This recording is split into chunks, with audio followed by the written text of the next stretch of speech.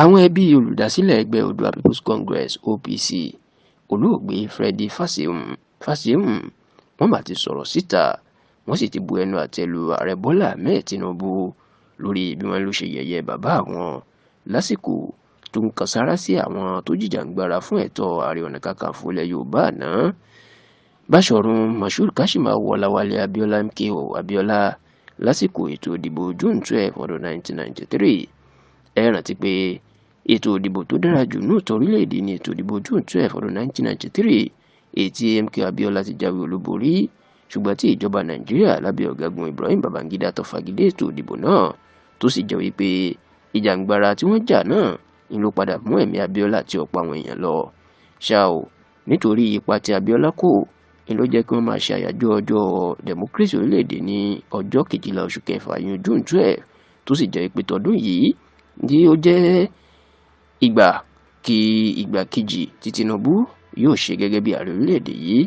Inú máa bẹ̀rẹ̀ sí ní kan sáárà sí gbogbo àwọn tó kópa ńlá lórí ìjàǹgbara fún ẹ̀tọ́ Abíọ́lá, pàápàá àwọn tẹ́mi wọn bọ́ àti àwọn tí ẹ̀mí wọn ò bọ́.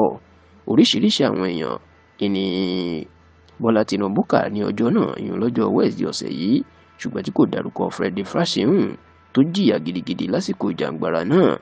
Èyí ló máa bí àwọn ẹbí Fásihùn nínú, tí àkọ́bí ọmọ ẹ̀ tó jẹ́ àrólé àti olórí ẹbí ẹ̀ ìyún Rẹ̀mí Fásihùn tó fi àtẹ̀jáde síta yìí pé àbùkù ńlá ni Tinubu kan bàbá àwọn. Wọ́n ní ó fẹ́ lójú ẹni tó jìyà lórí June 12 tó bàbá àwọn.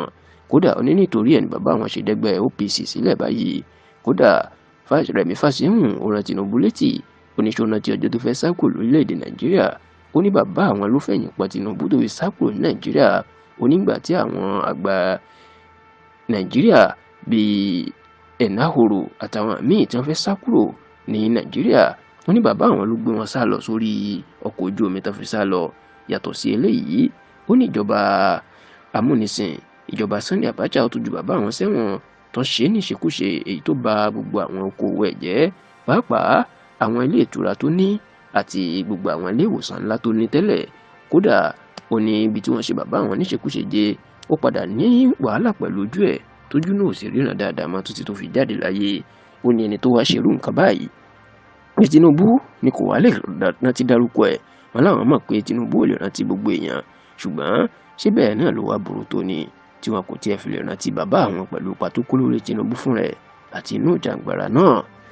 Dásìkò yìí Tinubu tàbí iléeṣẹ́ ààrẹ kò tíì sọ̀rọ̀ lórí ọ̀rọ̀ tí àwọn ọmọ Freddy Fásihùn sọ, ṣùgbọ́n táwọn ọmọ náà ti jẹ́ kó dìímọ̀ pé kí Tinubu tètè lọ ṣàtúnṣe o, kó sì jẹ́ bàbá àwọn sí nítorí pé ó jìyà púpọ̀ lórí ọ̀rọ̀ June 12 àti MKO Abíọ́lá June 12.